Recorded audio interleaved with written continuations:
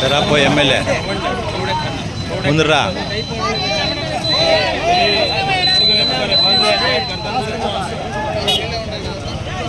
बच्चा सैड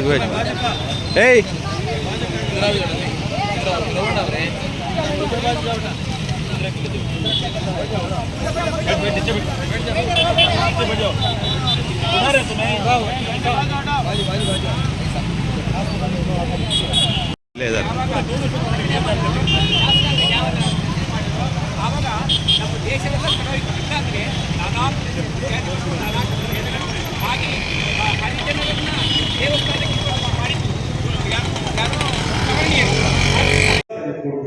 ಕೆಲಸ ಮಾಡಬೇಕು. ಈಗಿನ ರಾಜಕೀಯ ಕಾಂಗ್ರೆಸ್ ಇರ್ಬೋದು, ಆದರೆ ಚುನಾವಣೆ ವೇಳೆ ಮಾತ್ರ ಪಕ್ಷ ಇರಬೇಕು.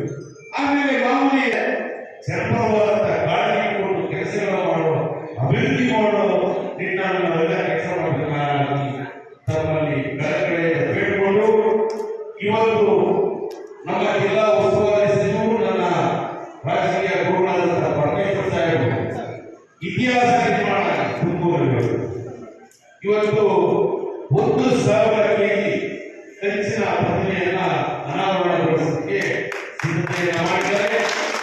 ಜಿಲ್ಲೆಯಾದ್ಯಂತ ಎಲ್ಲರಿಗೂ ಆಹ್ವಾನ ಮಾಡಿದ್ದಾರೆ. ನೀವು ಬರಬೇಕು ಬೇಡ, ನಾವು ಆಹ್ವಾನ ಎಲ್ಲ ಇವತ್ತು ಐತಿಹಾಸಿಕವಾದ ದಿವಸ.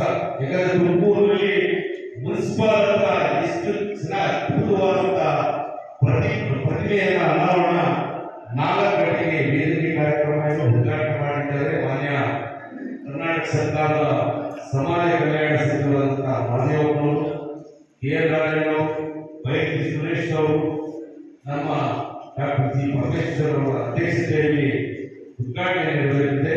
ಹಾಗಾಗಿ ತಾವು ಆಸಕ್ತಿಗಳೆಲ್ಲ ಬಂದು ಭಾಗವಹಿಸಬೇಕಂತ ಒಂದು ಸಮಾರಂಭದಲ್ಲಿ ಎಲ್ಲ ನಮ್ಮ ದಲಿತ ಮುಖಂಡರುಗಳ ಒಂದು ಈ ವೇದಿಕೆಯಲ್ಲಿ ಮಾತನಾಡಲಿಕ್ಕೆ ಅವಕಾಶ ಮಾಡಿಕೊಡುವಂತ ತಮ್ಮೆಲ್ಲರಿಗೂ ವೇದಿಕೆ ಮೇಲೆ ಎಲ್ಲ ಹೊಂದಿಸಿ ಮಾತನಾಡ್ತೀನಿ. ಜೈ ಜೈ ಪಡ್ತೀನಿ.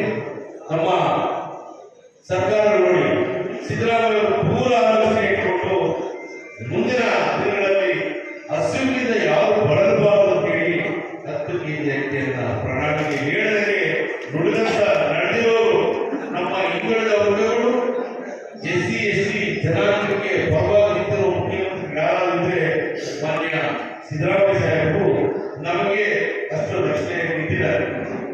ಗೃಹಯೋಗಿ ಇರ್ಬೋದು, ಉಚಿತವಾಗಿ ಬಸ್ ಓಡಾಟಕ್ಕೆ, ಹೆಣ್ಮಕ್ಳಿಗೆ ಪ್ರಯಾಣ ಮಾಡಲಿಕ್ಕೆ ಉಚಿತವಾಗಿ ಬಸ್ ಪ್ರಯಾಣ ಮಾಡಬಹುದು.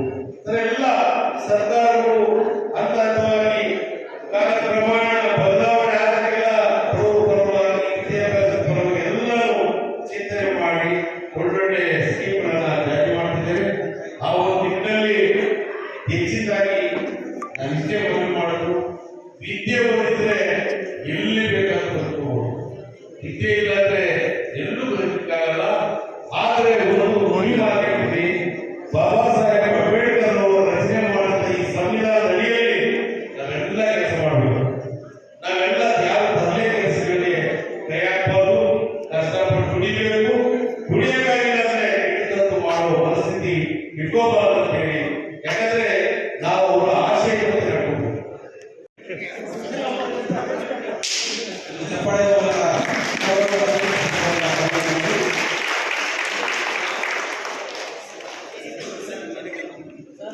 ಸರ್ ಇಲ್ಲಿ ನೋಡಿ ಸರ್ ಸರ್ ಮಾಡ್ತೀನಿ, ಮನೆಯೆಲ್ಲ ಮಾಡಿದ್ದೀನಿ ಸರ್.